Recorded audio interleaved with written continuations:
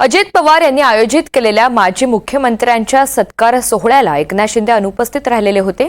यावरून ठाकरे गटाचे खासदार संजय राऊतांनी महायुतीच्या नेत्यांना चांगलाच टोला लगावलाय।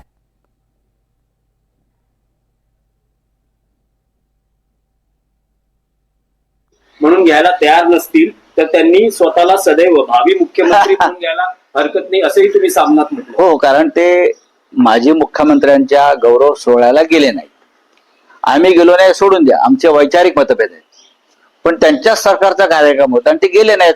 कारण याचा अर्थ ते स्वतःला माजी मुख्यमंत्री म्हणून त्यांनी स्वतःला स्वीकारलेलं नाही आणि ते ताजे माजी मुख्यमंत्री आहेत। आमचे तर जुने आहेत सगळे, आमचे माजी जुने आहेत, ते तर ताजे माजी मुख्यमंत्री आहेत। तर ताज्या माजी मुख्यमंत्र्यांनी जायला हरकत नव्हती, ते गेले नाहीत। याचा अर्थ ते देवेंद्र फडणवीसांना मुख्यमंत्री मानायला तयार नाहीत आणि स्वतःला माजी मुख्यमंत्री मानायला तयार नाहीत, म्हणजे ते भावी मुख्यमंत्री आहेत। आता देवेंद्र फडणवीसांनी त्याच्यापासून सावध राहिलं पाहिजे।